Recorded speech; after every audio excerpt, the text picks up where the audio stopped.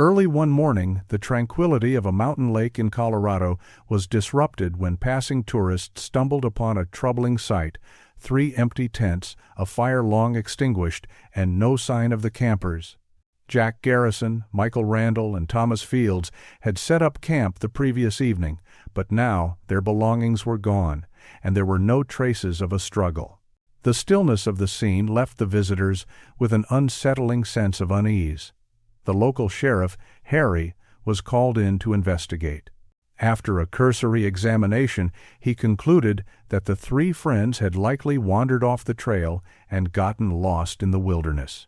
No signs of foul play, no leads, just an unfortunate accident, or so it seemed. With no bodies found, and no evidence pointing to anything sinister, the case was quickly closed. 11 years had passed since the disappearance of Jack, Michael, and Thomas, and the case, once deemed a tragic accident, had long since gone cold. But fate, it seemed, had other plans. A new sheriff, Donovan, had taken over the county, bringing with him a sense of order and an eye for detail that had been sorely lacking in his predecessor's investigation. His routine day was interrupted by an unexpected call, one that would change the course of this cold case forever. The voice on the other end belonged to an assistant from a local auction house. He had stumbled upon a set of belongings that didn't quite fit the ordinary inventory.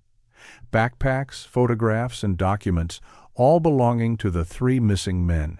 These items had been tucked away for over a decade, and the source of their discovery was both shocking and puzzling.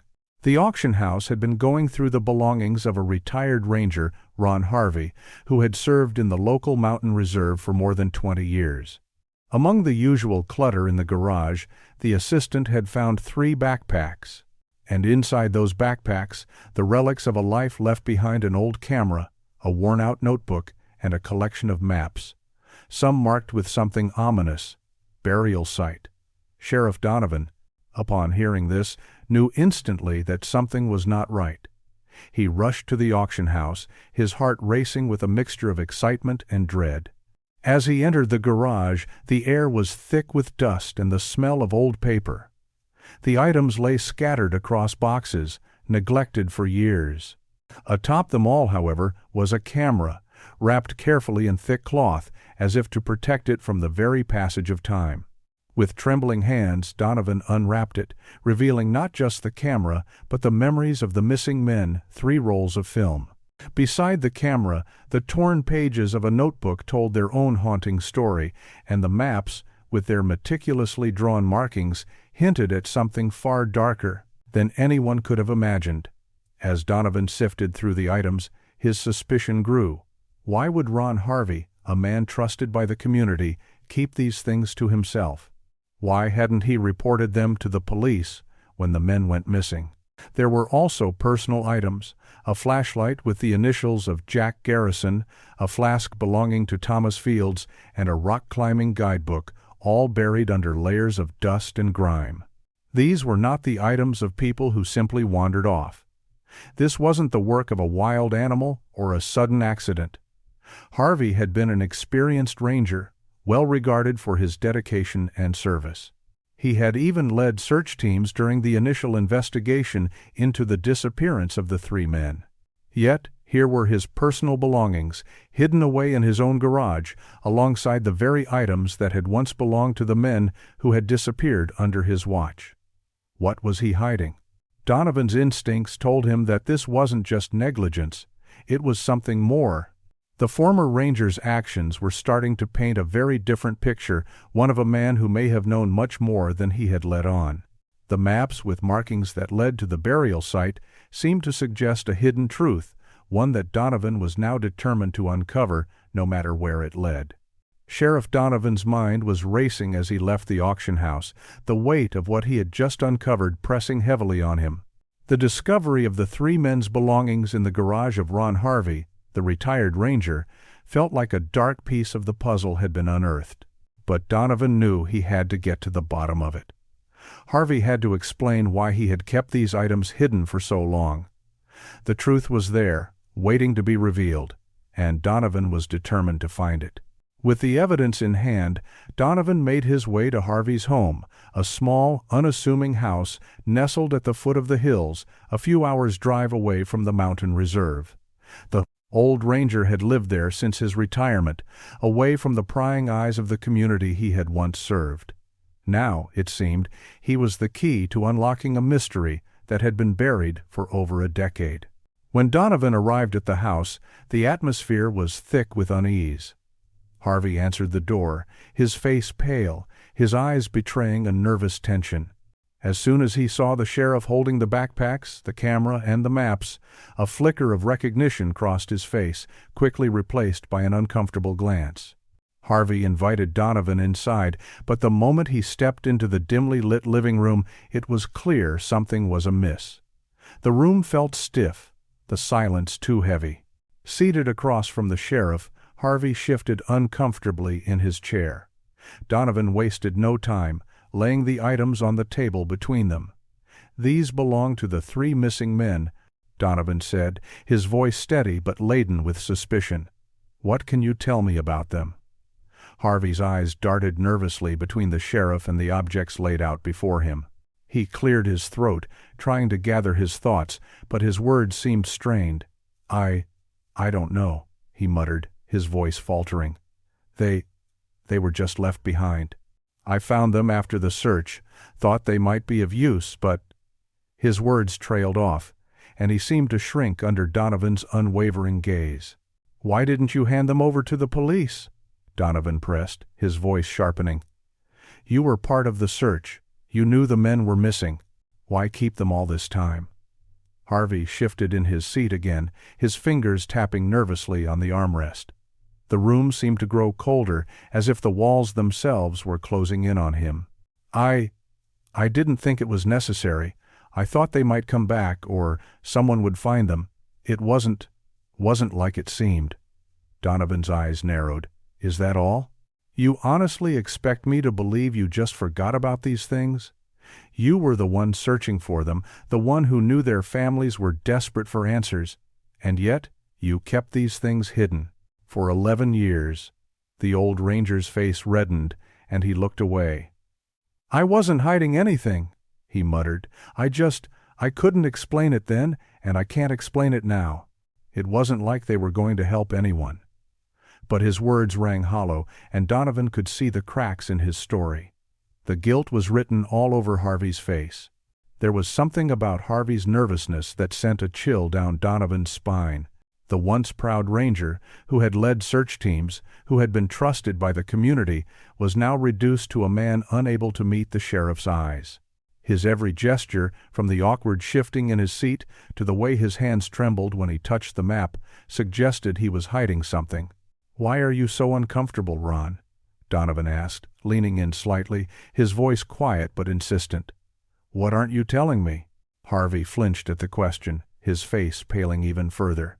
He opened his mouth to speak, but then hesitated, the words caught in his throat. For a moment, he simply stared at the table, as if the truth was too heavy for him to bear.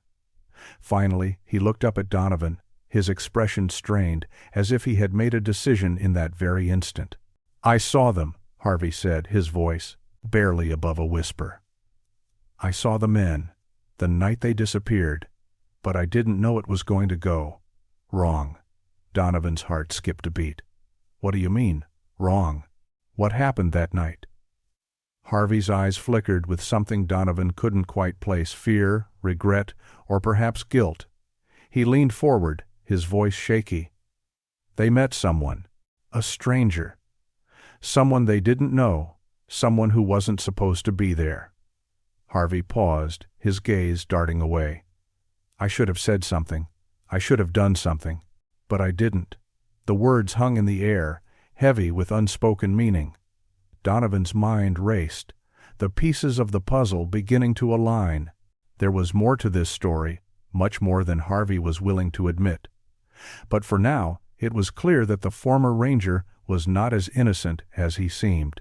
The question was, what exactly had happened that night, and why had Harvey kept silent all these years?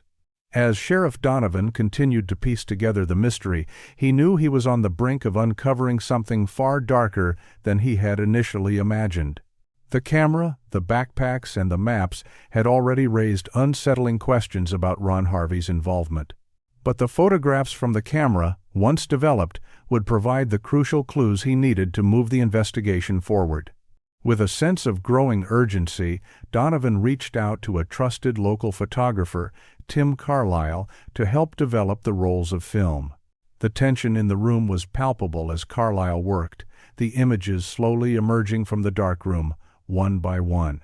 The first few photographs were what one might expect from a camping trip: smiling faces around the campfire, the stunning mountain views, and moments of camaraderie between friends. But then, things started to take a strange turn. In one shot, taken near the campfire, the shadows of the three friends were cast on the ground, but there, just behind a nearby tree, was a shadow of someone else, someone who wasn't supposed to be there. Donovan's heart sank as he stared at the image. The figure was tall, dark, and seemed to be watching the group from behind the foliage, a presence that shouldn't have been there. In another photo, someone's hand appeared in the corner of the frame, seemingly reaching towards the camera lens, trying to cover it. The hand looked hurried, as if the photographer had caught something or someone unexpected. The last few frames were even more disturbing. His suspicion grew stronger when he turned his attention to the maps found in the abandoned backpacks. They weren't just ordinary hiking maps. These had been carefully marked with annotations in blue pencil. 2 spots were circled in particular, one marked log pit and the other burial site. Donovan's pulse quickened as he traced the markings with his finger. These weren't random notes. They pointed to specific locations in the mountainous terrain, places that had been visited or, in the case of the burial site, perhaps avoided for a reason. The more he thought about it, the more it seemed as if someone had been planning something. The markings were far too deliberate, far too precise to be made by a mere hiker.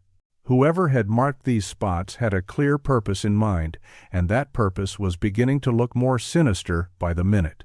The combination of the strange photographs and the cryptic markings on the maps told Donovan everything he needed to know. This wasn't a simple case of lost campers. Something far more sinister had occurred, and it involved someone who was still hiding the truth. As the sheriff looked back at the items spread out on the table, he realized that these weren't just forgotten possessions. They were pieces of a puzzle that was slowly revealing a much darker narrative. And the more Donovan uncovered, the more he was convinced that Ron Harvey was hiding something.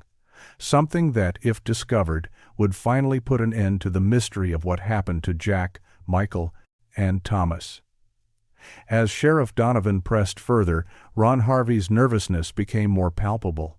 The quiet, unassuming former ranger had been tight-lipped for years, but the weight of the evidence in front of him now seemed impossible to ignore. For all his attempts at evasion, the truth was creeping closer, and Donovan wasn't going to let him hide behind half-truths any longer. Reluctantly, Harvey began to speak, his voice low and shaky, as if each word was a confession he had been holding back for far too long. "It was the night before they disappeared," Harvey began, avoiding Donovan's gaze. "I saw them, the 3 of them, by the campfire. They were laughing, joking, just like any group of friends would. But they were heading towards a place they shouldn't have been." He paused, his face tightening. "There's a route through the mountains that's dangerous, full of cliffs and ravines. I'd told them before, warned them about it, but they were confident, too confident. They thought they knew better." Donovan's suspicion grew with every word. Harvey had been there, that much was clear. But what happened after? Why hadn't he reported anything? The more Harvey spoke, the more the sheriff felt that there was something dark lurking beneath the surface. "I warned them not to go that way," Harvey continued, his voice tinged with regret. "But they didn't listen. They thought they could handle it. I didn't push them further. They were grown men, after all. I thought they'd be fine. But that was the last time I saw them." There was a long silence before Harvey spoke again, his words now coming more hesitantly, as if recalling a part of the story he had tried to bury. "Later that night, I heard something.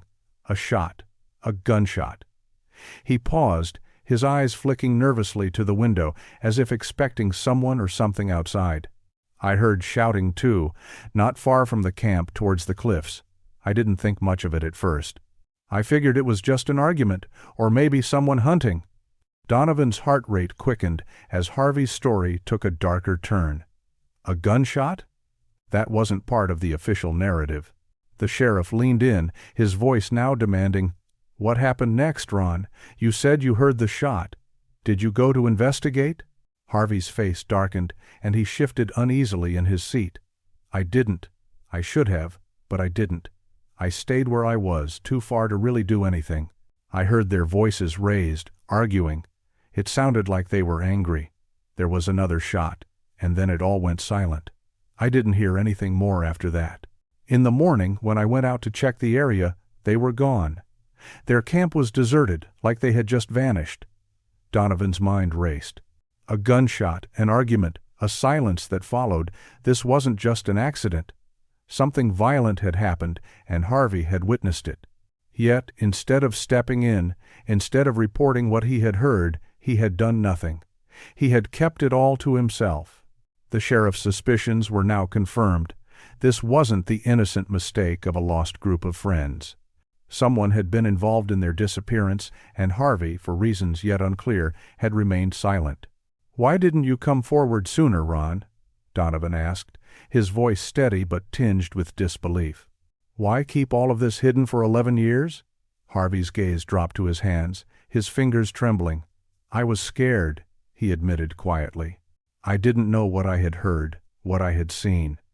And I thought, if I told the police, it might be blamed on me. I thought it would be better to just stay out of it, to pretend I didn't know anything."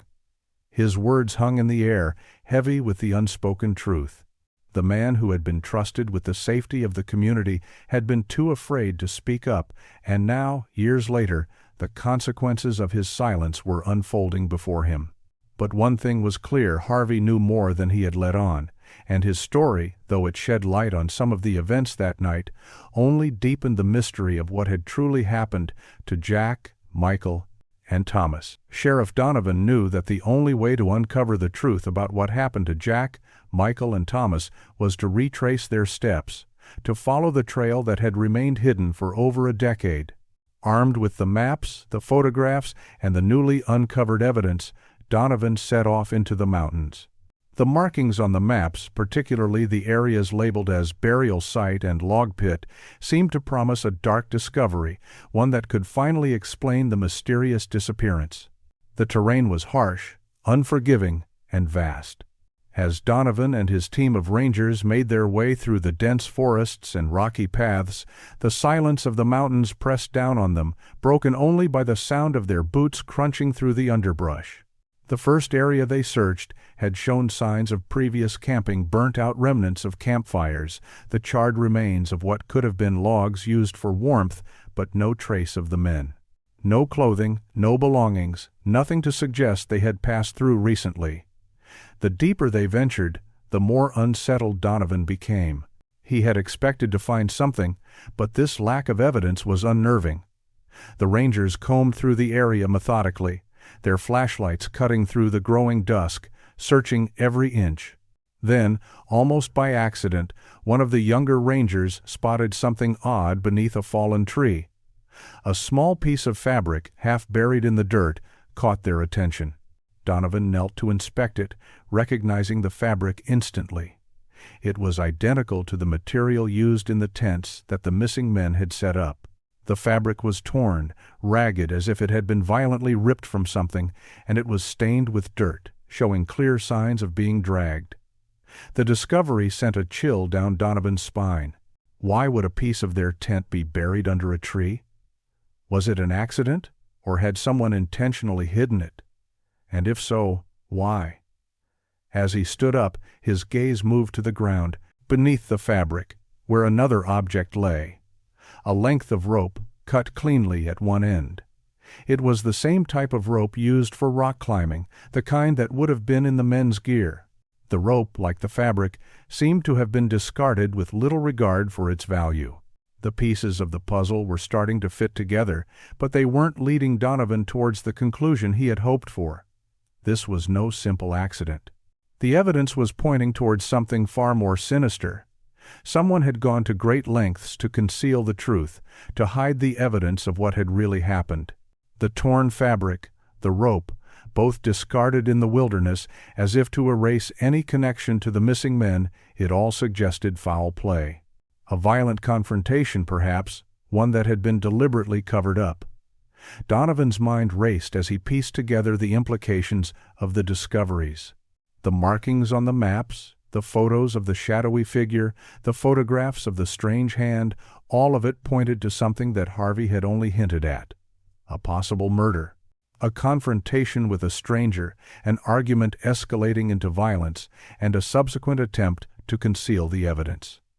But who was this stranger, and why had Harvey remained silent for so long?